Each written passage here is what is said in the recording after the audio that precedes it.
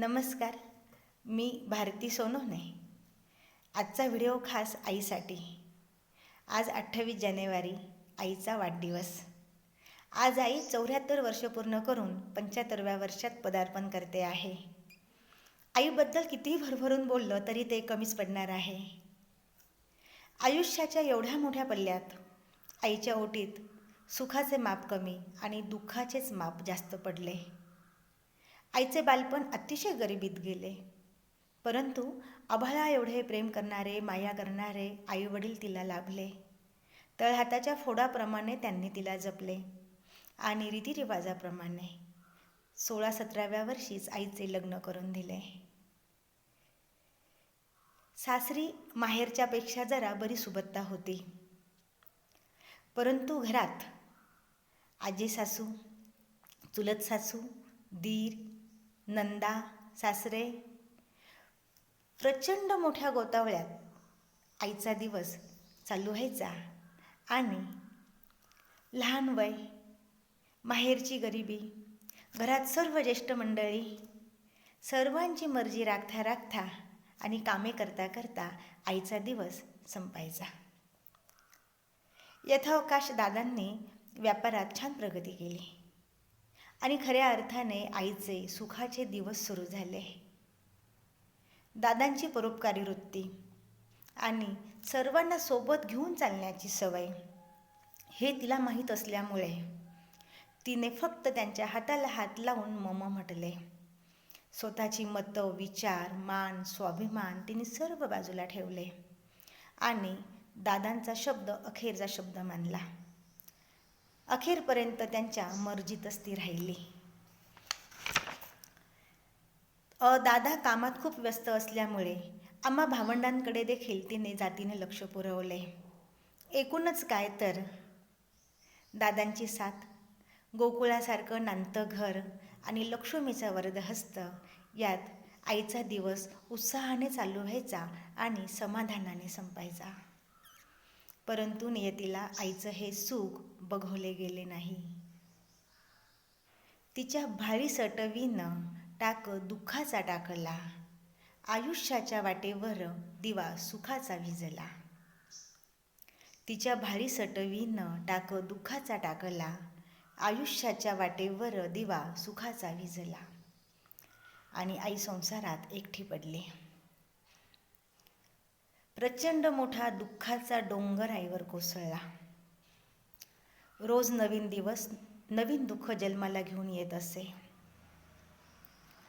दुःखाच्या, संकटांच्या, अपमानांच्या कितीतरी तऱ्हा त्या काळात पाहिल्या, अनुभवल्या.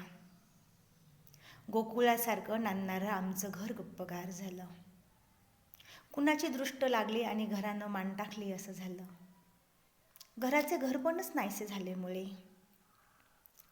लक्ष्मीसारखी वावरणारी आई लंकेची पार्वती झाली. घरातली सुबत्ता नाहीशी झाली.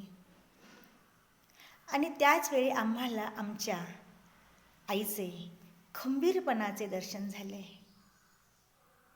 आई इयत्ता 7वी शिकलेली. तिने शिवणाचा क्लास लावला. ती ब्लाऊज शिकली. काही काळ तिने अंगणवाडीमध्ये सेविकेची सर्व्हिस केली. आमचं भलं मोठं घर. तिने काही भागात भाडेकरी ठेवले. त्यापैकी एका भागात तिने जेन्ट्स टेलर यांना जागा भाड्याने दिली व त्यांच्याकडून ती शर्ट आणि पॅन्ट घेऊन येत असत. त्या कपड्यांना ती हातशिलाई करणे, काजे बटणे लावून देणे इत्यादी कामे करे आणि त्यात तिला बऱ्यापैकी पैसा मिळे. आमचे काका आम्हाला 50 रुपये आठवडा देत असत. त्यात किराणा आणणे, दूध बिल भरणे इत्यादी खर्च ती भागवत असे. आमच्या शेजारी एक जोशी कुटुंब राहत होते. त्यांचे देवीचे मंदिर होते.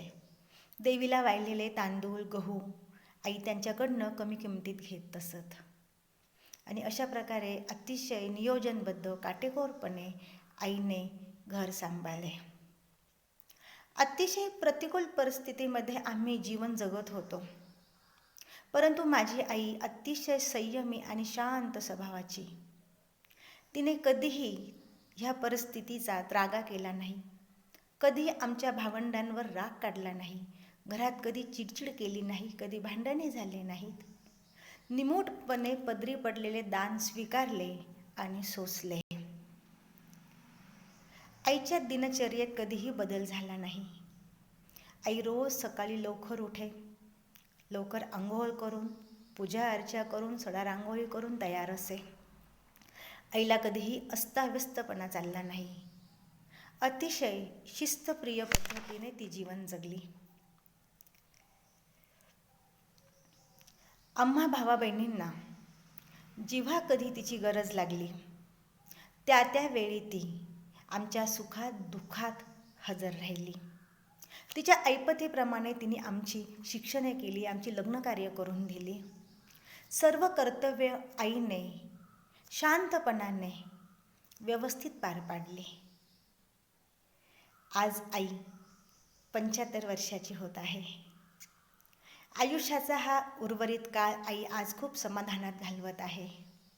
खरं तर तिच्या शेवटच्या श्वासापर्यंत पुरतील असे काही दुःख आजही तिच्या गाठीशी आहेतच, परंतु ते तिने सामंजस्यपणे स्वीकारले आणि पचवले.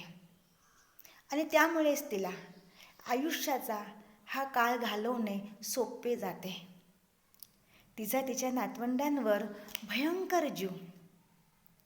ती त्यांच्यासोबत छान वेळ व्यतीत करते, त्यांच्यासोबत फिरण्यात जाते, तिचे हातचे पदार्थ करून त्यांना खाऊ घालते. नातींनी जर काही एखादा नवीन पदार्थ केला तर तो ती आवडीने खाते, त्यांचे कौतुक करते. ज्यावेळी त्यांचा रिझल्ट असेल त्या दिवशी जर ती घरी नसेल तर ती हमखास कुठूनही घरी जाणार आणि त्यांच्या आनंदात सहभागी होणार. अशी माझी आई, सर्वांचा विचार करून राहणारी, शांत समंजस विचारी. आमच्या मुलींचा वाढदिवस असला की ती आठवणीने आमच्या घरी येणार, आमचं औक्षण करणार, गोड पदार्थ करणार, आम्हाला छोटंसं गिफ्ट देणार आणि एक मोलाचा संदेश देणार. बायांनो, स्वतःसाठी जगा, खूप कामाच्या मागे लागू नका, स्वतःला वेळ द्या. 2-4 दिवस राहून तिच्या हातचे पदार्थ करून आम्हाला खाऊ घालून, जावयांना खाऊ घालून परत आपल्या आपल्या घरी निघून जाणार. तिला आज छान साड्या नेसायला मनापासून आवडतात. याही वयात छान चापून चोपून पिन लावून मॅचिंग ब्लाऊज घालून ती साडी नेसते. अजागलपणा तिला अजिबात आवडत नाही. आजही ती TV बघते, बातम्या ऐकते, वृत्तपत्र वाचते, मोबाईल वापरते, चालू घडामोडींचे पूर्ण ज्ञान ठेवते. विलक्षण आहे माझी आई. सगळ्यात महत्त्वाचं म्हणजे आजही ती एकटीने प्रवास करते, ताठ चालते, जमिनीवर मांडी घालून बसते, जेवताना सगळ्या पदार्थांचा आस्वाद घेते. तिला कुठलेही पथ्य नाहीत. खऱ्या अर्थाने श्रीमंत जीवन जगते माझी आई. देवाने काही गोष्टीत तिच्या पदरात कमी दान टाकले, परंतु निरोगी आरोग्याचे दान मात्र देवाने तिच्या पदरात भरभरून घातले. आणि मी देवाला एवढीच प्रार्थना करेल, शेवटच्या श्वासापर्यंत असेच निरोगी आरोग्य माझ्या आईला लाभू दे. धन्यवाद.